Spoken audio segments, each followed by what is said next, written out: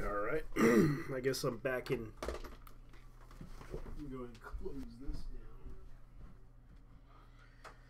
down. Alright. I guess I better close it down and do this show. But I know that most people are not going to like this show because it's going to suck balls. That's right, ladies and gentlemen. It's another interesting stream that I'm about to attempt. Because I don't know. I might try something. Now, I guess I better do something on YouTube.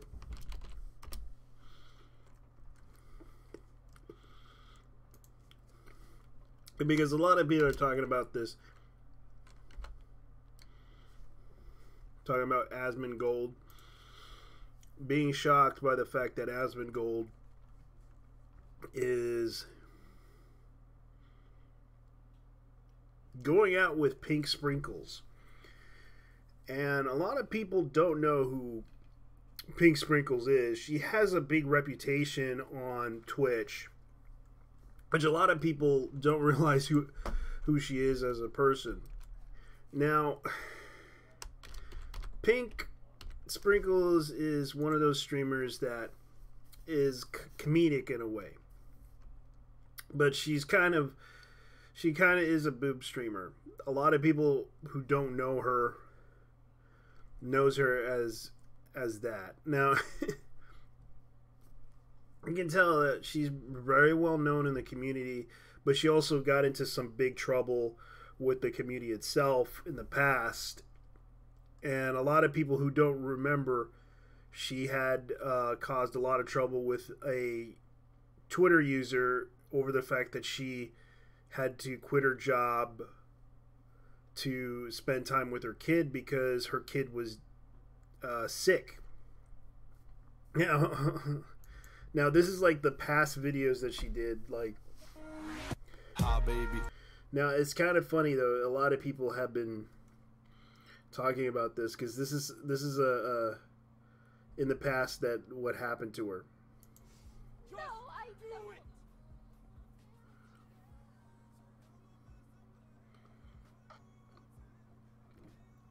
it. She's been known to break down on. What you guys want from me? What do you guys want from me? What is that you guys want from me? Tell me what you want from me right now. What do you guys fucking want from me? This is Pink Sprinkles, ladies and gentlemen.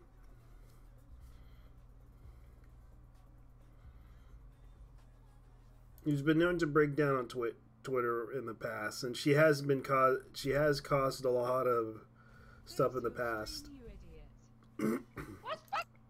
Now, I don't know. A lot of people have done a lot of Twitch highlights on her, and it's sort of why she's been known in the past as this infamous streamer. Infamous, and I'm gonna be honest with you, infamous. And a lot of people are shocked that she is dating Asmongold. Now this has been known for a while because she appeared in Asmongold's stream. As you can see, I'm gonna go ahead and show you the highlights of that stream. Let me see if I could find it. Let's see, because they were Asmongold and Pink, which they refer to her as Asmongold's girlfriend. And it's sort of funny though, because this is Asmongold. Good. This actually looks pretty good. Fuck! Oh, what do you mean? Okay. It's like I've got a piece of duct tape on the side of my head. God, I really don't know what I'm doing, but It's going fine. with the flow. It's okay. I believe in you. So you cut like the one side of my hair. Tilt your head down.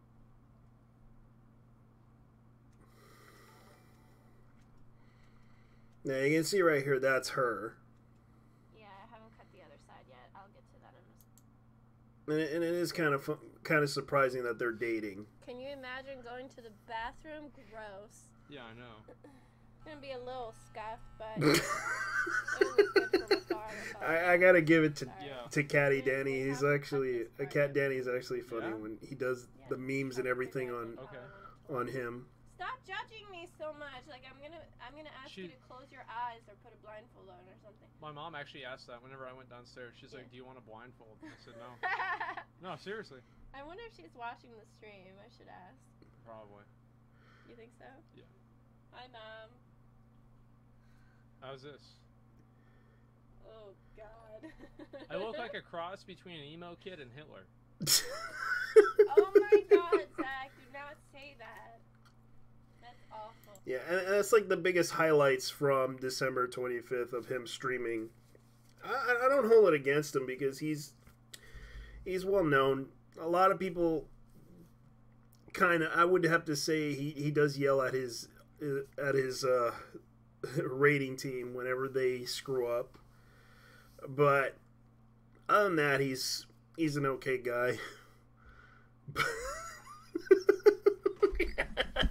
That face, yo, I just can't help it. It's sort of funny. Now, a lot of people who don't realize this is what Asmongold is dating ever since he broke up with that other chick. It seems like this is for those who don't know, Pink Sprinkles is from Canada and she moved to California, and right now she's trying to go to school. And the funny thing about it is that this whole thing is sort of ridiculous. But as far as I know, it's fun to see how this turns out because this is something that a lot of people are talking about. Now let me go ahead and talk about what's going on with, since I heard about this. Let me see, Aquaman. Let me see what the news about Aquaman is. The next topic. Aquaman ready to float on top of the box office. That's right, ladies and gentlemen, it managed to pull in a lot of money. It actually gotten a lot of reviews. Hell, I might as well write one right now for this movie. A lot of people gave it 62%, but a lot of people really like it. I gotta say, it's not a bad movie because it sort of does have this sort of, let's just say, entertaining aspect of it. It wasn't like it sort of does go into the old school story of Aquaman, and it is a really good story. It's just a shame that some critics didn't like it, some critics did. Some people felt it had too much special effects. Other than that, it was an okay movie. And I don't think it's a bad movie because I actually really did enjoy Aquaman, but I'm surprised that this got 62% from critics. Like, it was a pretty good movie. Now, and 82% like this movie, and they gave it like an average of 4.2 out of 20,000 users that voted this up. And it actually, surprisingly, it is a really good movie. It's topping somewhat the box top. Sorry if I can't pronounce it right. It's actually going up. It's actually making a lot of money. It actually made, like, let's see. It was entering the final days of 2018 already, the largest grossing year domestic box office of all time, topping 2016 at 11.32 billion in domestic grosses, with more than 11.5 billion and counting. This weekend sees the Christmas Day release of Sony's Holmes and Watson, and Unapora's Vice enters the first full Friday through Sunday frame, while the fleet of handovers led by WB's Aquaman hopes to take advantage of the last major holiday weekend in 2008. At that point, forecasting the weekend a bit of difficulty given that it isn't often the the holiday lineup as of because they also released it Once Upon a Deadpool, which a lot of people wanted to watch the PG-13 version. I don't know why people would want to watch that one. That I think they forgot to mention this in the details too. So, Jumanji's, that was on. That also managed to get a lot of viewership for Jumanji's Welcome to the Jungle. But this movie actually did okay for itself. Aquaman managed to make about $15 million in the box office, and it also beat out Mary Poppins Returns and Bumblebee and Spider-Man into the Spider-Verse.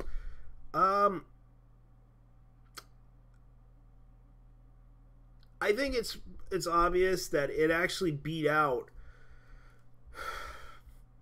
Spider-Man even though a lot of people talked about that was a good movie, and that managed to get like $19.1 million, which is not bad though. The Mule, I'm surprised the Mule did okay. Second act, $7.5 million. Vice, $7.0 million. Dr. Seuss The Grinch only made less than, and Ralph Breaks the Internet at 5 point, and surprisingly, Aquaman made more,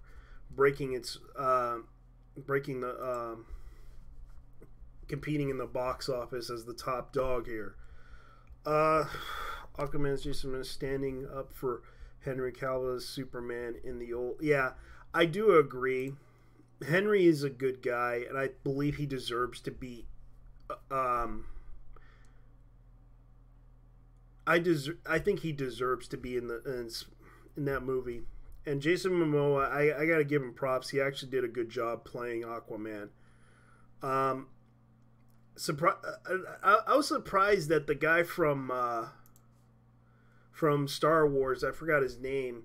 He played in the Clone Wars movies, and also he was Boba Fett. Oh, actually, Jango Fett. A lot of people didn't realize Jango Fett was. It was interesting to hear about that guy being in that movie too, because he played the dad of Aquaman. Aquaman mid-critic scene explained. Yeah, they're gonna make another sequel, and that's a little bit. I'm not gonna give you guys the details, because I actually watched this movie from the very beginning, and I actually thought it was a really good movie per se, and I'm surprised by it because that movie actually did okay. And I'm sorry if I'm not really replying much. I usually go on to one screen after another. Now, does Aquaman deserve to be the top grossing movie? Maybe, but a lot of people are surprised that this movie managed to get a lot of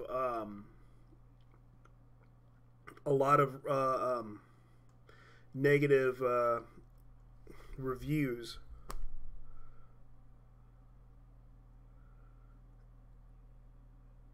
But other than that, it's not a bad movie.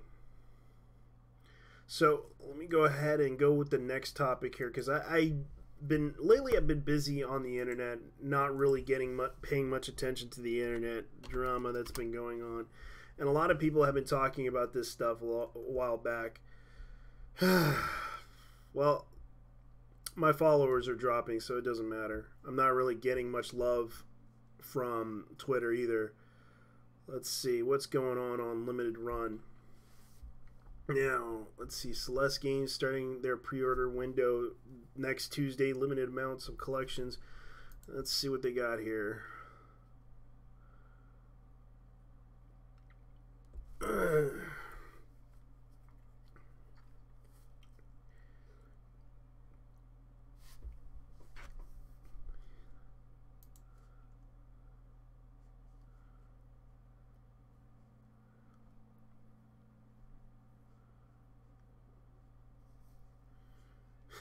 That's funny.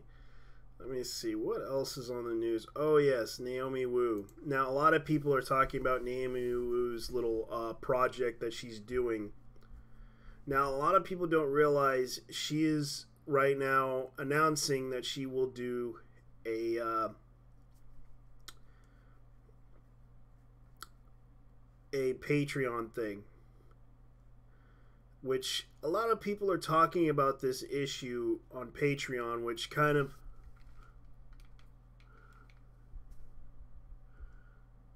a lot of people are talking about this. Let me see if I can find out. An interview with Real Sexy Cyborg. Now, a lot of people who don't realize this, she is announcing that she was making a Patreon. Oh, God. Working on the Chinese suppliers. Now, let's see here. Let me see if I can find it.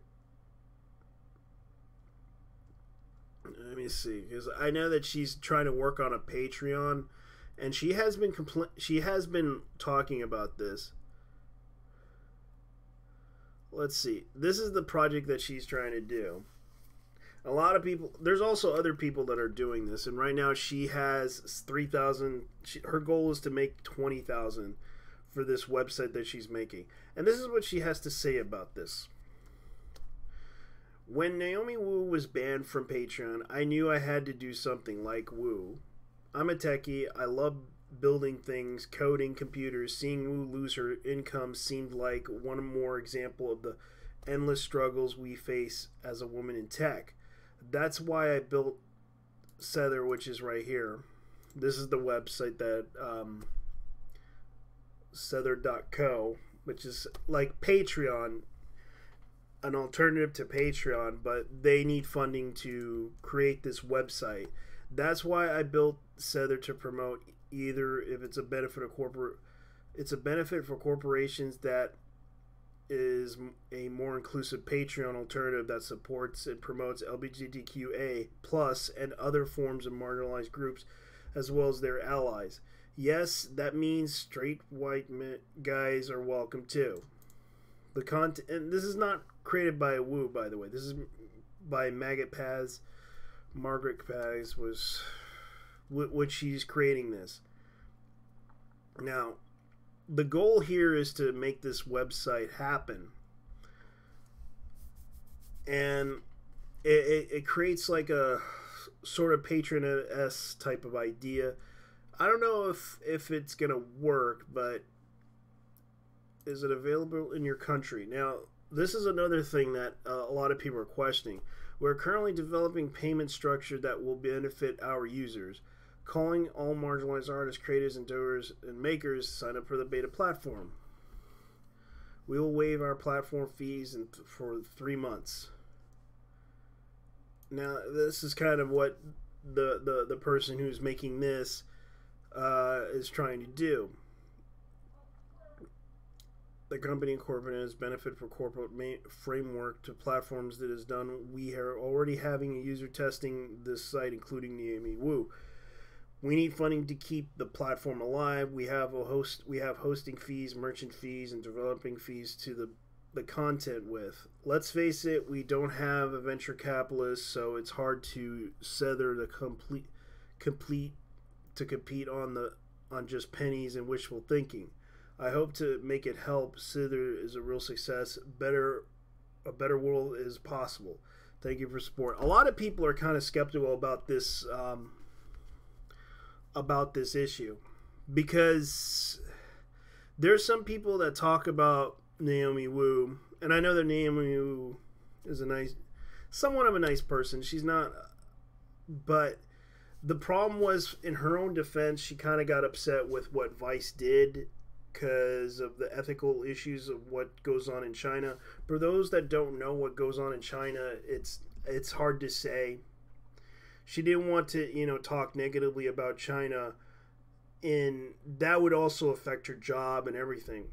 And that was the problem. If she tries to talk negatively about China, it would also cost her career. And that's why Vice kind of asked her questions about it, especially her sex life. And that kind of was an ethical concern too, that Vice wanted to go with. And this kind of caused a lot of problems with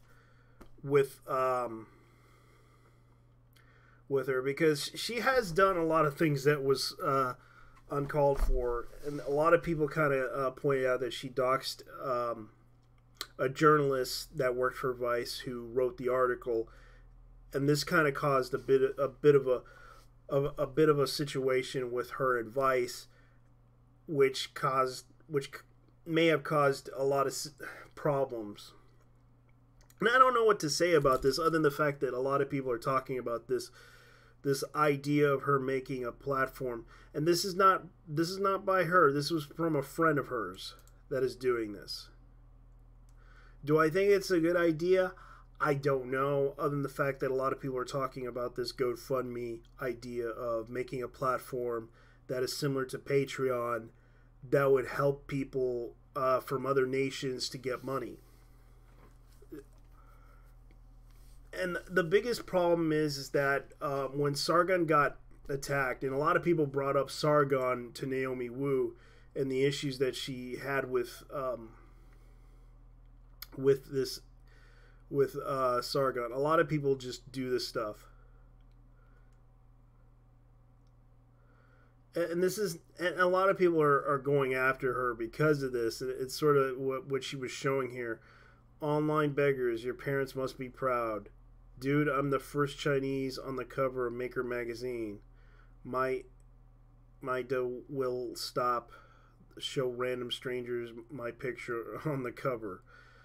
Yeah. Slowly easing the way into cryptocurrencies 1 centimeter of skin at a time. Likely to enter the ice pool. Ice pool at a bathhouse. But Patreon is an alternative. Bitbacker is another one that has been super responsive. Now that's another one that people are talking about too, is Bitbacker, which is like a cryptocurrency. Discover the support engaging creators with the power of power chats during live streams and monthly pledges in crypto. Now a lot of people have been talking about this too, which is just another alternative. Do I think it deserves to be on the internet? I don't know. Let's look at what they are trying to do. Power chat, a live streams your favorite creators and use crypto to send highlight messages during stream. This is like another thing that they're trying to do. This is similar to this is a similar alternative that people are trying to do. So you get Bitcoin, surprisingly, and cash. Excuse me.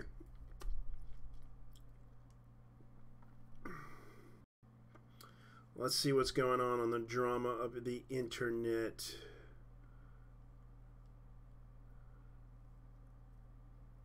Since there's a lot of news, since I'm pretty slow and I haven't been really getting very far with what I'm doing, a lot of people are talking about a lot of things on the internet. Let's see. No. Yeah, I better go ahead and turn that off.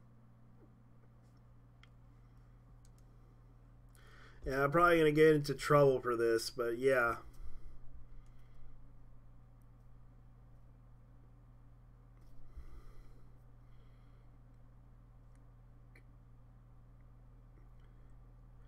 Mac and Linux version canceled for Bloodstained Ritual of the Night. Oh, that's sad.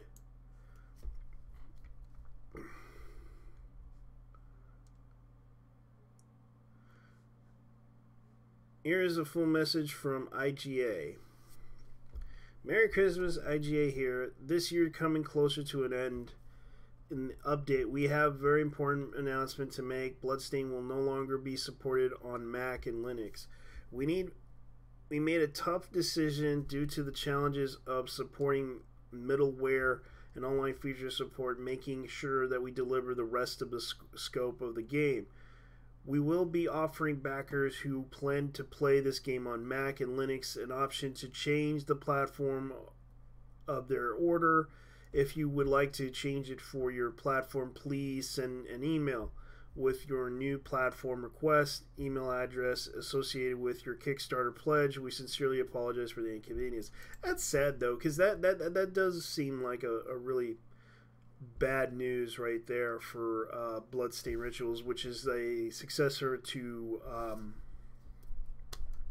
Full disclosure, I have financially backed Bloodstained Ritual, Ritual of the Night on Kickstarter, which is the spiritual successor for, you guessed it,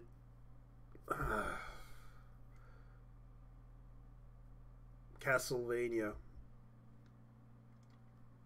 Yeah, I kind of forget because sometimes I'm always forgetful.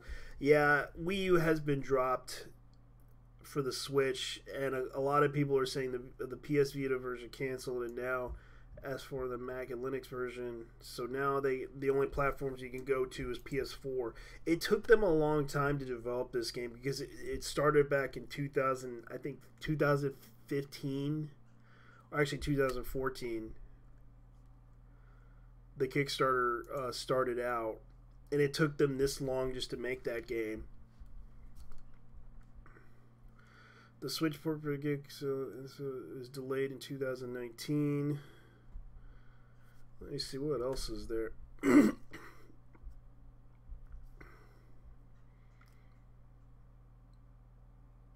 Let's see. What's going on? Round 1 is hosting America's locations to test for Neslica Live Arcade games. So, arcade publisher Round 1 has announced that they're hosting location tests to select a number of Tato's latest arcade games. The company will host 10 location tests of Neslica Live powered arcade games like Fighting EX, Lair, King of the Fighters, I think that was 14 or 15, I don't know, I forgot that one, and SNK Tag Team Frenzy. Now, let's see, South Center Mall in Washington, shops at Southtown, Utah. Oh, that's a Broadway Mall in New York. Oh, that's pretty interesting. Grapevine Mills, Texas. Southwest Plaza, Colorado. It could work. A lot of people would play those games on arcade because they might try to do a test just to see how those arcades are still good enough to play on.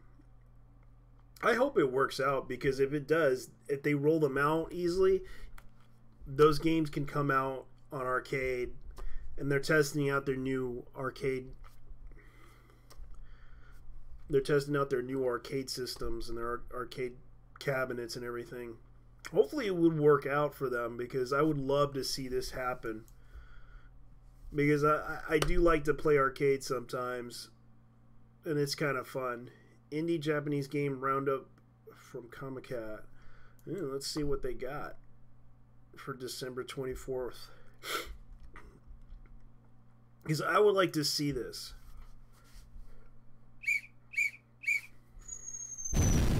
Boom!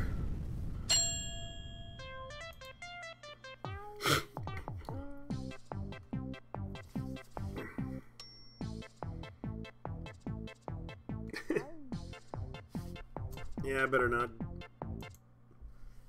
Yeah, because I know the Japanese will get upset about this. And I apologize to the Japanese, but a lot of people are kind of curious about what games come out in Japan or what would be interesting to look at. I'm not going to try to disrespect any of you guys, but a lot of us foreigners do like to watch this stuff. They find it very entertaining when you create something like this. Especially when you create games like this, it would be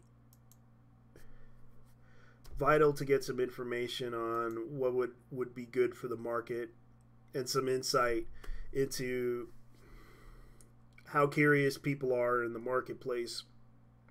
When you talk about, especially, and I'm not going to try to disrespect any of the Japanese, but you probably should get some insight on the foreign market sometimes and see what kids are into these days, just to understand what the young people are into. Now, let's see, High Speed Mecha. Oh, that's actually pretty good. Project 6, and I believe that's on Steam though. That's actually pretty much on Steam right now. I heard about it. It's kind of like a spiritual successor to another game. Let me see, Project 6. And I believe that's on Steam because a lot of people have been talking about it.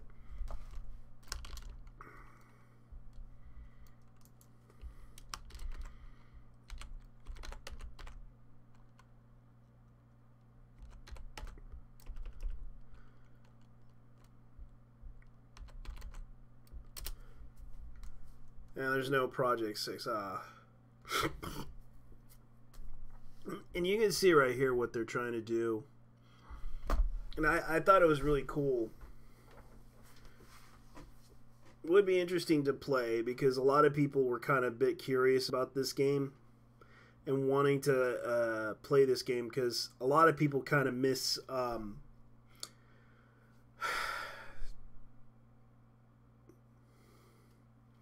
lot of the mecha games that used to come out for PS1, PS2 era.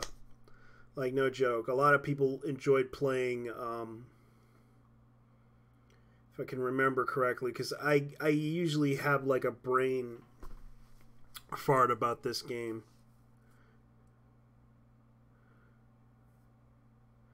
It was one of the best mecha games out there that they made for PlayStation era, and I keep forgetting the name of it. It's always in the tip of my tongue.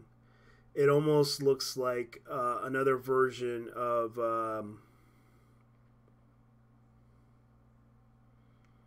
let me see if I can remember. Armored Core. That was the game that everybody talked about back in the days. I used to remember Armored Core Arena. That was another one that I really enjoyed playing. My friend actually got me into that game for a while. Yeah, what's up? It's time for egg rolls, bitch. Alright, I'll be back. I'm going to go ahead and go. Catch you guys later. Good night.